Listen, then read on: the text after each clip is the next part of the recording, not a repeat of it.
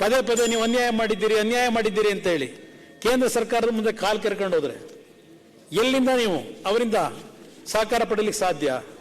ಇದು ನನ್ನ ಮುಂದೆ ಇರ್ತಕ್ಕಂಥ ಪ್ರಶ್ನೆ ಇದ್ದೆ. ಮೊನ್ನೆ ಮುಖ್ಯಮಂತ್ರಿಗಳು ಬೇರೆ ಹೇಳಿಬಿಟ್ಟಿದ್ದಾರೆ ಸಾರ್ವಜನಿಕವಾಗಿ, ಬಿಜೆಪಿಯವರು ಸುಳ್ಳು ಹೇಳ್ತಾ ಇದ್ದಾರೆ, ನಾನು ಹೇಳಿರ್ತಕ್ಕಂಥ ಮಾಹಿತಿಯಲ್ಲಿ ಸುಳ್ಳು ಹೇಳಿದ್ರೆ ರಾಜಕೀಯ ನಿವೃತ್ತಿ ಪಡಿತೀನಿ ಅಂತ ಹೇಳ್ಬಿಟ್ಟಿದ್ದಾರೆ.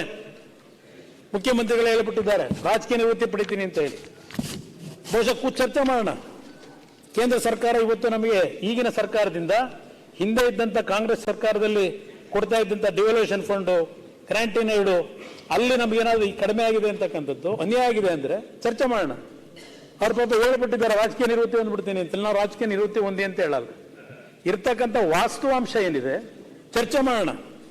ನಮಗೇನಾದ್ರೂ ಅನ್ಯಾಯ ಆಗಿದ್ರೆ ನಿಮ್ಮ ಜೊತೆ ಧ್ವನಿಗೂಡ್ಸಕ್ಕೆ ನಾವು ಸಿದ್ಧ ಇದ್ದೇವೆ. ನಮಗೆ ಕಡಿಮೆ ಆಗಿದ್ರೆ ಬಹುಶಃ ನಮ್ಮ ಸ್ನೇಹಿತರುಗಳು ಒಪ್ಕೋತಾರೆ ಇದಕ್ಕೆ ಅಂತ ನನ್ನ ಅಭಿಪ್ರಾಯ. ನಮಗೆ ನಿಜಕ್ಕೂ ಅನ್ಯಾಯ ಆಗಿದ್ರೆ ಕೊಡ್ಲಿಕ್ಕೆ ತಯಾರಾಗಿದ್ದೆ ನಾವು ನಿಂತ್ಕೊಳ್ಳಿಕ್ಕೆ. ಯಾವುದಕ್ಕೆ? ಇಡೀ ಸಂಖ್ಯಾಂಶ ಇಡೀ ಅನ್ಯಾಯ ಆಗಿರೋದು 14-15 ಹಣಕಾಸಿನ ಆಯೋಗದ ಏನೋ ಒಂದು, ಅದು ನಿಮ್ಗೆ ಹೇಳಕ್ ಬೇಕಾಗಿಲ್ಲ, ನಾನು ಯಾರಿಗೆ ಹೇಳ್ಬೇಕು ಹೇಳ್ತೀನಿ, ಯಾರಿಗೆ ಹೇಳಬೇಕು ಹೇಳ್ತೀನಿ. ರೆಸಲ್ಯೂಷನ್ ಅವರಿಗೆ ಹೇಳಲ್ಲ, ಸರ್ಕಾರಕ್ಕೆ ಹೇಳೋಣ. ಕುಮಾರಣ್ಣ, ಅಂಕಿಅಂಶಗಳು ಕೇರಳ ಅಸೆಂಬ್ಲಿ ರೆಸಲ್ಯೂಷನ್ ಮೂವ್ ಮಾಡಿದ್ದಾರೆ. ಏನ್ ಮಾಡಿದ್ದಾರೆ?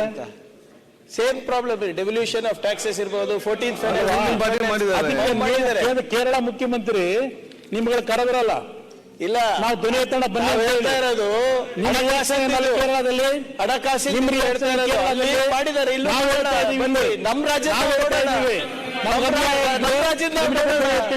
ಅಲ್ಲಿ ಮೂವ್ ಮಾಡಿದ್ದಾರೆ. ನಮ್ಮ ರಾಜ್ಯ ಬನ್ನಿ.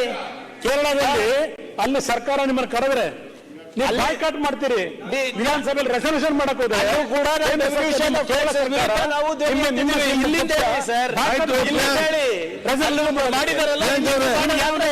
ಚರ್ಚೆ ಮಾಡಿದ್ರೆ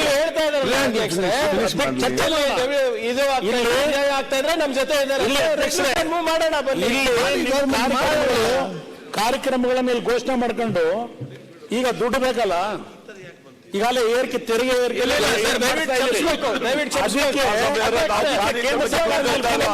ಬರಗಾಲಕ್ಕೆ ದುಡ್ಡು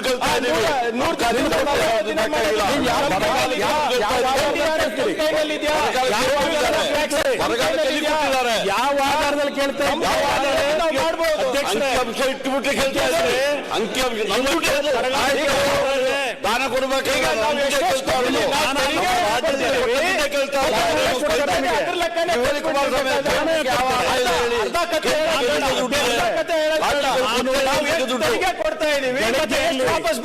ಕಾಂಗ್ರೆಸ್ ಸದಸ್ಯರು ಮಾತನಾಡಬೇಕಾದ್ರೆ ಅವ್ರು ಏನು ಹೊಗಳಿ ತುದಿಗೆ ಏರಿಸಿ ಭಾಷಣ ಮಾಡಿದ್ರು ನಾವು ಕೇಳ್ಕೊಂಡು ಕೂತಿದ್ವಿ.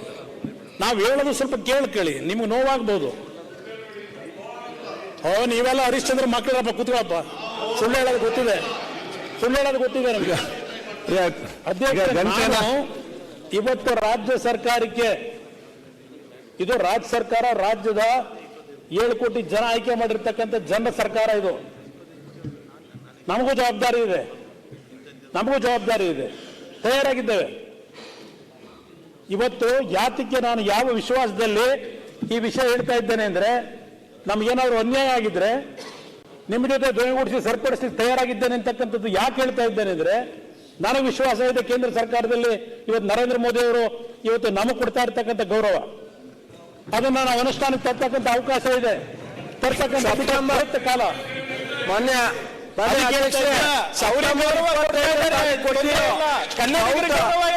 5 ತಿಂಗಳಾಗಿದೆ, ಇನ್ನೂವರೆಗೆ ಕೊಡ್ತಾ ಇದ್ದಾರೆ. ಒಳ್ಳೆ